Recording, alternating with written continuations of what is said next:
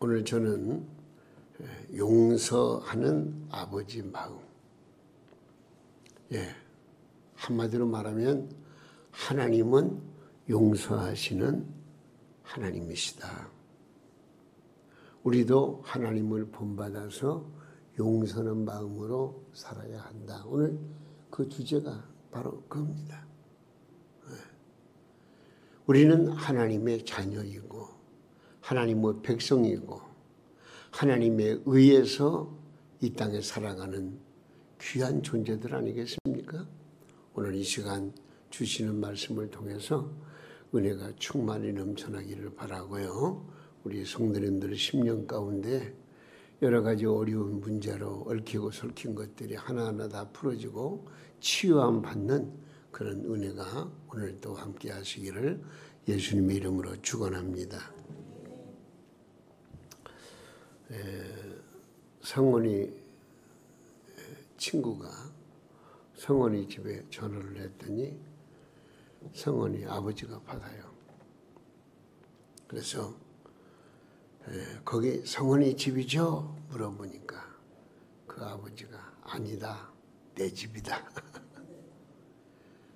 아니 무슨 말이냐면 여러분 세상에 이런 아버지가 어디 있겠어요? 아버지 집이 누구 집이죠? 성원이 집이고 성원이 집이 내 집이 아니에요. 여러분 아버지의 집에 있는 모든 자원이 바로 누구의 것입니까? 아들의 것입니다. 구분이 없어요. 네 것 내 것이 없어요. 자 그렇다면 하나님을 우리가 아버지라고 부르잖아요. 그러면 하나님 아버지 것은 누구 거예요? 바로 우리 거예요. 우리는 분명코 예수 그리스도 안에서 하나님의 자녀가 되었어요. 우리는 하나님의 자녀로서 하나님의 집에서 지금 하나님께 예배를 드리고 있는 거예요. 요한복음 1장 12절 말씀에 그렇게 말씀했어요. 영접하는 자 곧 그 이름을 믿는 자들에게는 뭐요? 하나님의 자녀가 되는 권세를 주셨다.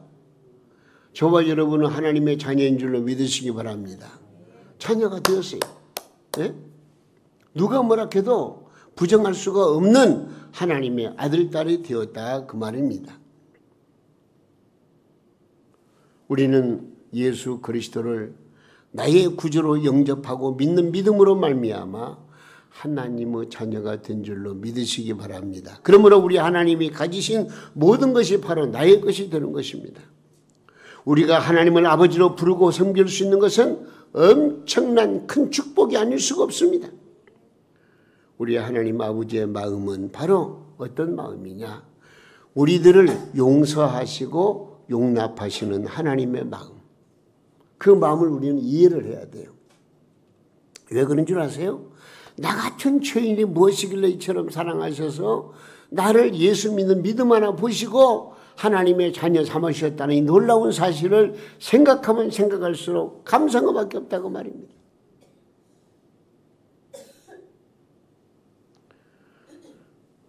우리 하나님 아버지의 마음은 우리들을 용서하시고 용납하시는 마음입니다. 오늘 이 말씀을 통해서 여러분들의 상처를 치료받으시고 복된 믿음으로 키워가는 놀라운 은혜가 함께 하시기를 예수님의 이름으로 축원합니다. 예수님을 구원의 주로 믿는 기독교는요, 한마디로 말하면 용서의 종교입니다. 무슨 종교라고요? 용서의 종교. 이 땅엔 하나님의 영역도 있고 또 사탄의 영역도 있습니다. 그 용서가 하나님의 영역이라면 정죄는 사탄의 영역입니다. 정죄가 사탄의 본성이라면 용서는 하나님 아버지의 마음입니다. 그래서 용서는 위대한 힘이 있습니다. 병든 몸을 치료합니다. 흐트러졌던 인격이 다듬어집니다. 그리고 우리의 영혼을 푸르르게 만드는 것이 바로 용서의 은혜를 받는 것입니다. 오늘도 저희들은 하나님 앞에 나와서 하나님께 무릎 꿇는 심정으로 예배드리고 있습니다. 용서의 하나님, 나 같은 주인이 무엇이길래 이처럼 사랑하셔서 나를 용납하시고 하나님의 자녀 삼아주시고 자녀로서의 신분을 가지고 하나님 앞에 영과 지를 예배드리는 이 모든 것은 바로 하나님의 용서의 은혜가 나에게 있기 때문에 가능한 거 아니겠습니까? 용서가 없다면 우리는 어떻게 이 성전에 들어와서 감히 하나님 앞에 말이 안 되는 겁니다. 기독교의 진리를 한마디로 요약하면요, 용서입니다. 기독교 복음의 내용을 한마디로 말하면 용서입니다. 십자가의 의미가 바로 용서입니다. 기독교에서 용서를 빼고 나면 아무것도 남는 게 없습니다. 십자가도 용서를 제하고 나면 나무 토막에 불과한 것입니다. 우리 주 예수님께서 십자가를 짊어지신 그 의미가 바로 우리 인간의 죄를 용서하시게 아니겠습니까? 그러므로 용서 없는 십자가의 죽으심은 아무 의미가 없는 거예요. 우리 기독교는 용서로 시작해서 용서로 마치는 종교라는 것을 우리는 꼭 기억하시기 바랍니다. 자, 에덴 동산 한번 생각해 보세요. 에덴 동산에서 죄를 범한 인간이 있잖아요. 그런데 우리가 좀 원칙적으로 신학적으로 말하면은요, 아담과 하와가 범죄함으로 말미암아 우리 인간의 본성이 다 망가져가지고 전적 부패했다, 이렇게 우리가 판단하셔야 돼요.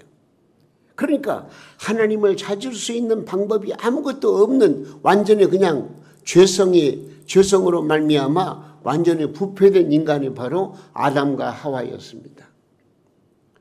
그렇기 때문에 좀 죄송하지만 하나님을 아버지로 부르고 하나님을 찾을 수 없는 그런 완전한 망가진 부패한 인간이 되어버렸다, 그 말입니다. 그럼에도 불구하고 하나님은 우리 인간을 사랑하셨습니다. 그냥 내팽개쳐버리고 끝났다, 그렇게 말씀하지 아니하시고 우리 인간을 어떻게 하면 살리실까? 어떻게 하면 회복시켜 주실까? 하나님이 그 연구를 하신 거예요. 왜? 하나님은 사랑이 하나님이시기 때문에 사랑만 가지면은 그래, 알았어, 이제 다시는 그러지 마 하고서 용납할 수 있지만은 하나님은 또 공의 하나님이시거든요. 그렇기 때문에 사랑만 가지고 논하면 안 돼요.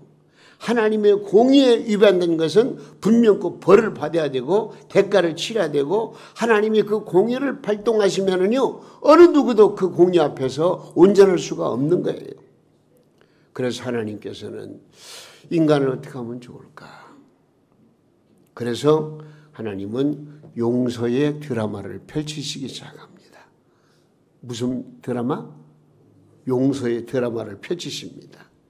제1막, 하나님이신 그의 아들 예수 그리스도께서는 용서의 소식을 가지고 인간의 몸을 입으시고 이 땅에 찾아오신 거예요. 하나님이 세상을 이처럼 사랑하사 뭘 주셨으니? 독생자를 주셨으니, 이것은 바로 제 인간을 용서하시고 인간을 하나님의 자녀로 회복하시기 위한 방법을 하나님께서 이루시고 계시는데, 바로 하나밖에 없는 독생자 예수님을 이 땅에 보내주시는 그런 역사가 일어나게 된 거예요. 그래서 이제 제1막은 하나님이신 그의 아들 예수 그리스도께서 용서의 소식을 가지시고 인간의 몸을 입으시고 이 땅에 찾아오신 것입니다. 제2막은 그 이 땅에 오신 예수님은 33년의 생애를 통해서, 특별히 3년 공생애를 통해서 용서의 복음을 우리에게 전해주셨습니다. 제3막은 예수님께서는 우리가 당해야 될 수치를 한 몸에 받으시면서 결국 십자가에 달려 피 흘려 죽으셨습니다. 4막, 그분은 용서를 완성하시기 위해서 부활하시고 승천하셔서 하나님 보좌 우편에서 지금도 용서의 역사를 펼쳐가고 계신다 하는 것을 생각하셔야 됩니다. 그래서 주님의 핏값으로 세워진 이 강단은 하나님의 용서를 선포하는 장이요, 목사는 용서의 대언자요, 교회는 용서를 파는 곳입니다. 따라서 용서의 능력을 잃어버린 사람들이 교회에 나올 때마다 하나님의 말씀을 통해서 용서를 가지고 세상에 나아가서 용서의 복음을 전하는 것. 여러분, 제가 지금 용서하는데 바로 용서를 빼고 나면 기독교 성립이 안 되는 거예요. 나 같은 죄인이 용서함 받아서 주 앞에 올바른 사람 되는 것은 예수 그리스도의 그 용서의 희생의 피가 있었기 때문에 우리가 가능하다는 것을 생각하면 얼마나 감사한지 모릅니다. 성경 66권은 용서의 알림장이요, 십자가는 용서의 영수증이요, 성령님은 용서의 전파자요, 복음을 전하는 선교는 용서의 전달식이 되는 것입니다. 여러분, 인간사에서 가장 어려운 문제가 있다면 그것은 용서입니다. 그래서 내가 용서를 하는 것은 내가 지금 기적을 체험하고 있는 것과도 같은 것입니다. 그런데 이게 있어요. 내가 누구로부터 용서 받았다는 것을 내가 스스로 깨닫고 알면 나도 남을 용서할 수 있지만 그런 것을 깨닫지 못하는 사람은 남을 용서 못해요. 그렇기 때문에 우리 기독교인들은 영원히 멸망받아 죽어 마땅한 죄인인 나를 하나님이 독생자 예수 그리스도로 말미암아 용서하셨다는 이 놀라운 사실을 내가 믿음으로 받아들일 때에 나도 남을 용서할 수가 있는 거예요. 이건 진리예요. 이 땅에는 용서받지 못해 고통을 겪는 사람들, 용서할 수 없어서 괴로워하는 사람들이 너무나 많이 있습니다. 그래서 내가 이웃에게 오해당하고 거절당하고 비판과 고발을 당하는 억울한 일이 있을 때에 우리는 과연 용서할 수 있겠는가? 여러분, 용서의 진리를 깨닫는 사람은요, 늘 마음이 평안합니다. 마음이 기쁩니다. 넓어집니다. 포용력이 있습니다. 감사하는 게 있습니다. 여러분, 그렇기 때문에 이 천국은 용서받고 용서하는 사람들이 모이는 곳입니다. 용서가 없는 지구촌은 상처촌이라고 말할 수가 있겠습니다. 그러므로 우리는 예수 그리스도를 내가 구주로 믿는 믿음으로 말미암아 내가 용서의 종교에서 하나님의 사랑을 지금 받고 있다는 것을 꼭 기억하시고 나도 과연 어떤 마음을 가지고 어떤 믿음으로 말씀에 순종하며 살아갈 것인가 하는 것을 우리가 깊이 생각하셔야 되겠습니다. 그런데 예수님은요, 뭐라고 말씀하십니까? 내 이웃을 뭐처럼 사랑하라? 내 몸처럼 사랑해. 이거 말이 됩니까? 어떻게 내 이웃을 내 몸처럼 사랑합니까? 근데 예수님은 그렇게 말씀하셨어요. 인간은 모두 이기적인 존재인지라 용서란 내 힘으로 불가능합니다. 나는 연약한 존재라는 사실을 인정할 때 용서할 수가 있습니다. 나 혼자만 상처를 받은 것이 아닙니다. 나도 남에게 상처를 주었습니다. 나 상처받은 것만 알고 상처 준 것을 모르면 내가 남을 용서할 수가 없습니다. 남을 용서하는 것은 나의 선택이 아닙니다. 용서는 하나님의 명령입니다. 하나님은 우리에게 나는 너에게 나의 성품과 용서의 씨앗을, 용서의 권능을 너에게 나눠주었다. 심지어는 내 사랑하는 독생자 예수까지도 너에게 보내주지 않느냐? 왜? 너희를 용서하기 위해서. 우리는 이런 주님의 말씀 앞에 감사한 마음을 가지고 나도 용서하며 살랍니다. 여러분, 이 진리를 아는 사람은요, 용서 못할 사람이 아무도 없어요. 용서 못할 사람이 없어요. 누구든지 다 끌어안을 수 있고 누구든지 다 포용할 수 있고 용서할 수가 있는 것입니다. 우리는 하나님의 명령 앞에 할 수 있기를 바랍니다. 용서해야 돼요. 알았어요? 용서. 교회에 나오는 고등학생이 하나 있는데 이 고등학생이 좀 잘못된 길로 빠졌어요. 그래가지고 남의 자동차를, 무면허도 이전에 고등학생이니까 남의 자동차를 훔치려다가 걸려가지고 교도소에 들어갔어요. 예? 소년원에 들어가서 소년원 고등학생이니까 그 어떻게 합니까? 목사님이 내 그래도 교인 중에 하나이기 때문에 그 소년원을 방문했습니다. 방문해서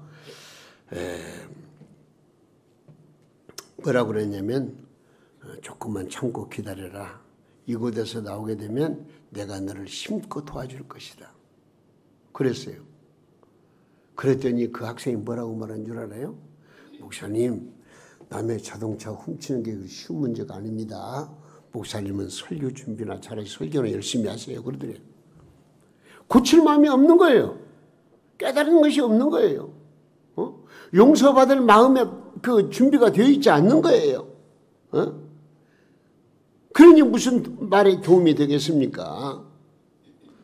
여러분, 그러나 용서의 복음은 계속 누구에게나 전해져야 되는 것입니다.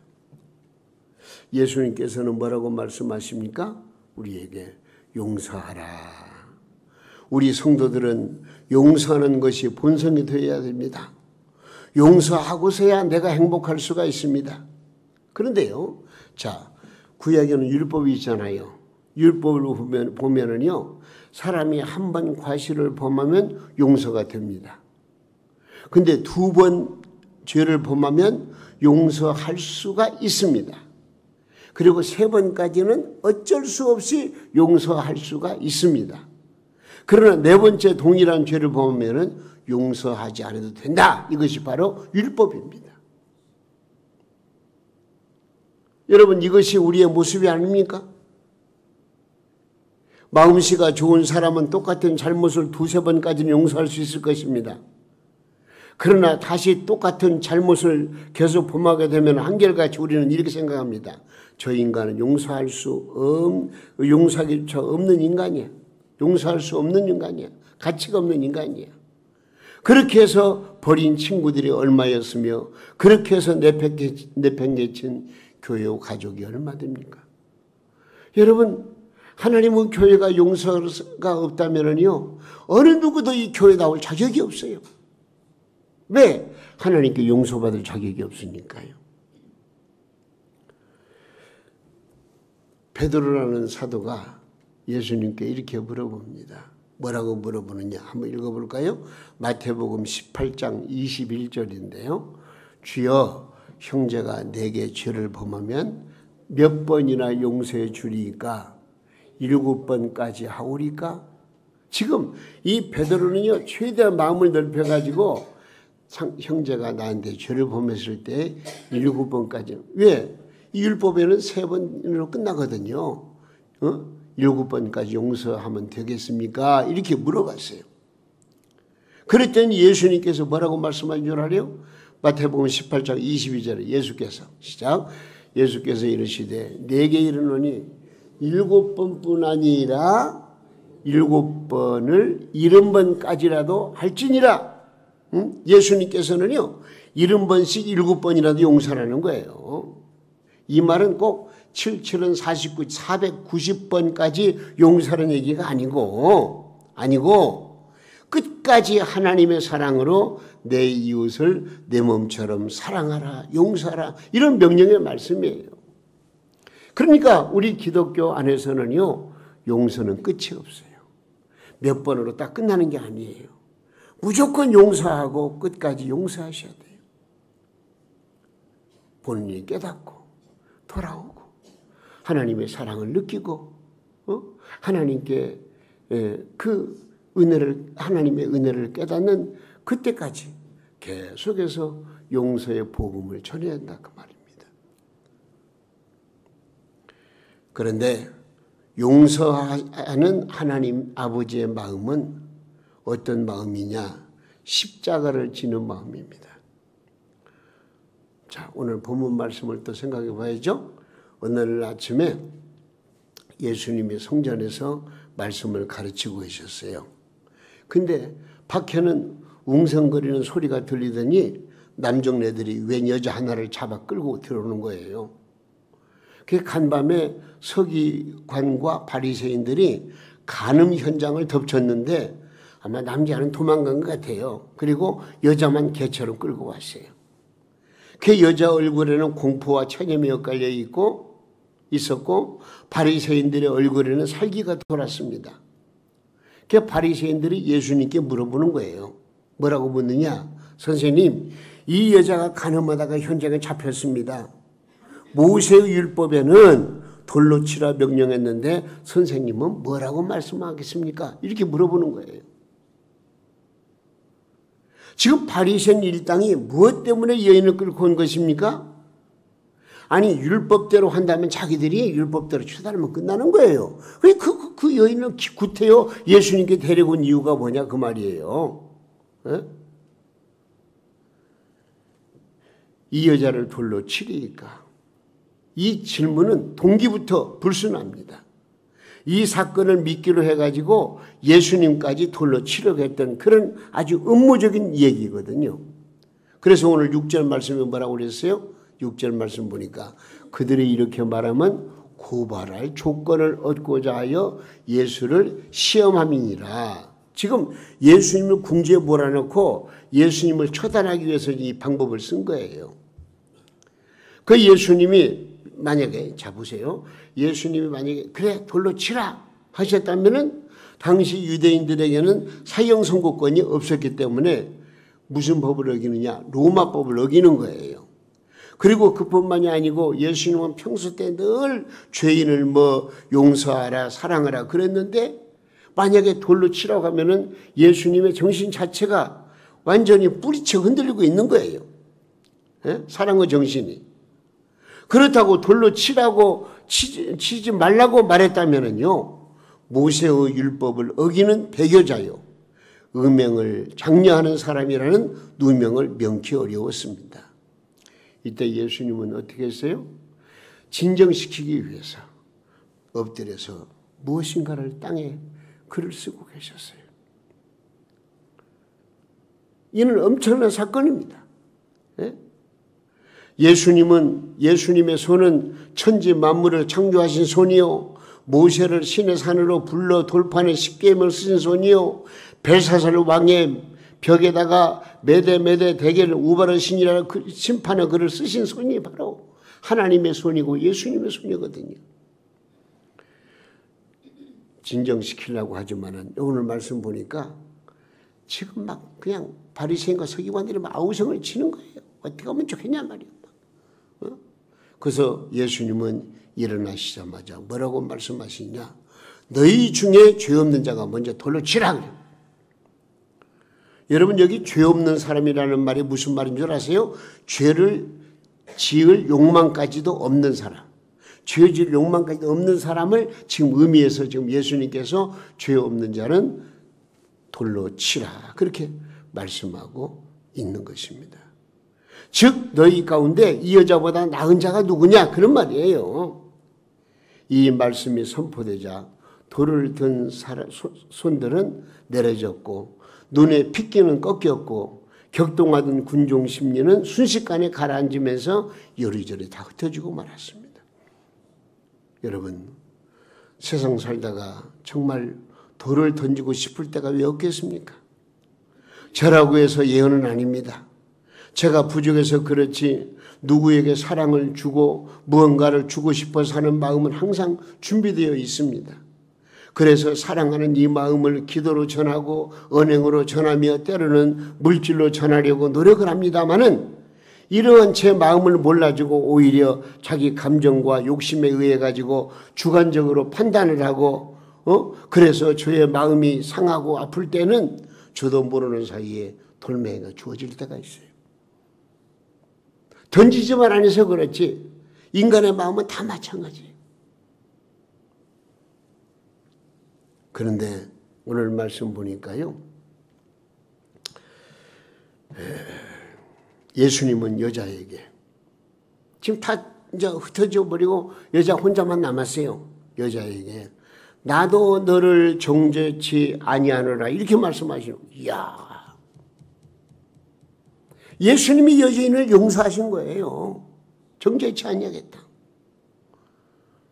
여러분 그렇다면 이 여자가 저지른 죄값은 어떻게 해결되는 것입니까? 다른 게 없어요. 예수님 마음은 내가 감당한다. 이 여자 대신 내가 돌에 맞아 십자가에 죽겠다. 네 죄를 대신 내가 대신 짊어졌으니 아무도 너를 정죄할 수가 없다. 그러면서 다시는 죄를 범치 않도록 그렇게 단도리를 하시는 예수님의 말씀을 볼 수가 있습니다. 그렇습니다. 용서하는 아버지의 마음은 십자가를 지는 마음입니다. 하나님은 무조건 우리의 죄를 용서해 놓고 오늘도 기다리십니다. 오늘 이 자리에 참여하신 우리 동명 성도들 하나같이 주님의 은혜와 사랑을 힘입기를 바라고요. 하나님의 용서가 여러분들의 마음속을 정말로 편안하게 만들어 주시고 지금도 우리 하나님은 용서의 팔을 벌리시고 어느 누구든지 다 오기를 기다리고 계십니다. 찬송가 527장에 어서 돌아오 어서 돌아만오 지은 죄가 아무리 무겁고 크기로 주었지 못 감당하고 못 받으시리요. 우리 주의 넓은 가슴은 무엇보다 하늘보다 넓고 넓어. 할렐루야. 우리가 하나님 아버지의 마음을 가지게 되면은요, 공동체 안에 있는 약점과 허물을 대신 끌어안을 수 있게 되는 것입니다.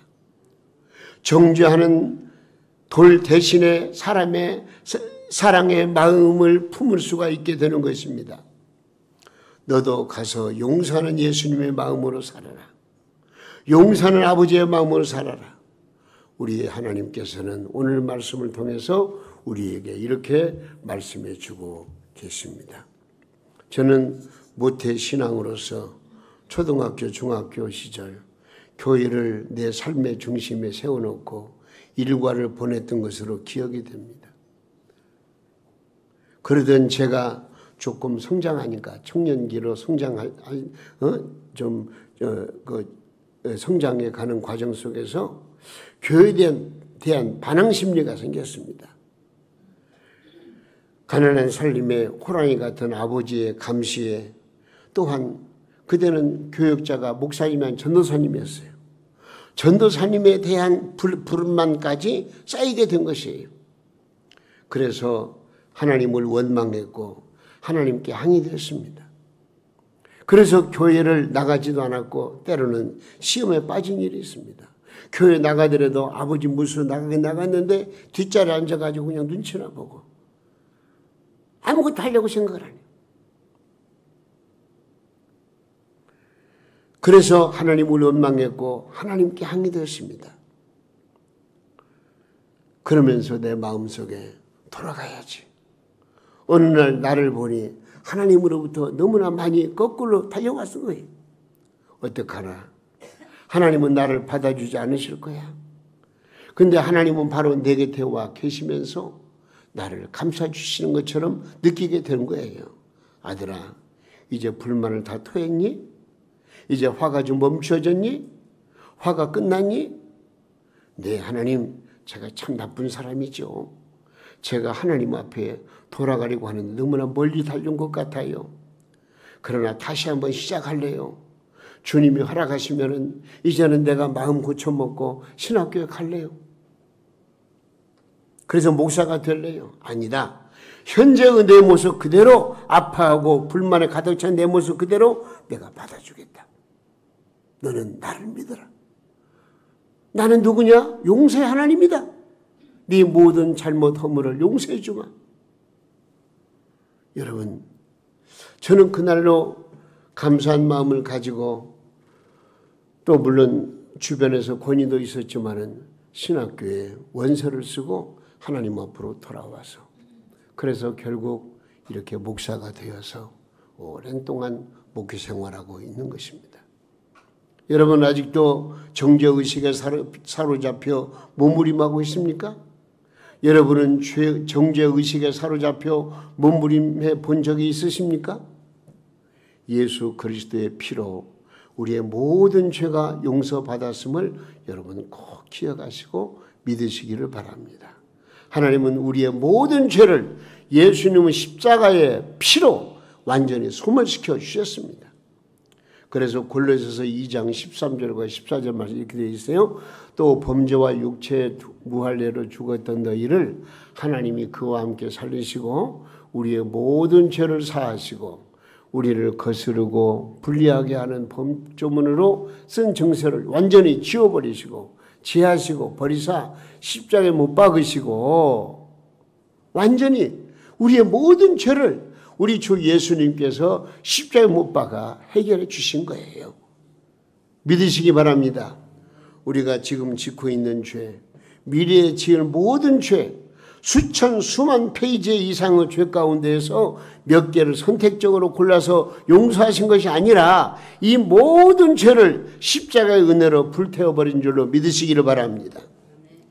이 용서하시는 하나님 아버지의 사랑을 받으시고 그 사랑을 확인하고 감격할 수 있을 때 우리는 하나님의 마음으로 나도 남을 용서할 수가 있는 것입니다.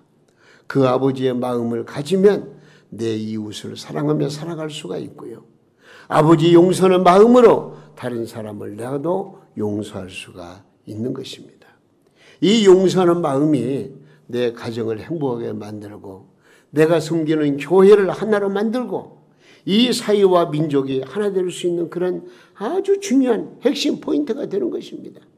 오늘 이 시간 우리 주 하나님으로부터 예수 그리스도를 통해서 용서받은 우리 모두가 다 용서받은 기쁨을 가지고 이제 나도 남을 용서하고 내 가족을 용서하고 내 이웃을 용서하고 그래서 용서하는 마음을 가지고 아버지의 마음을 가지고 우리도 힘차게 매진하실 때에 여러분들의 마음속에 기쁨과 즐거움 감사가 넘치고 그래서 더 나은 내일을 향해서 전진할 수 있는 희망과 용기가 생겨지는 것이고 하나님의 용서받은 우리 모두가 다 기쁨으로 감사한 마음으로 나의 남은 생애를 복되게 살아가게 될 줄로 믿으시기 바랍니다.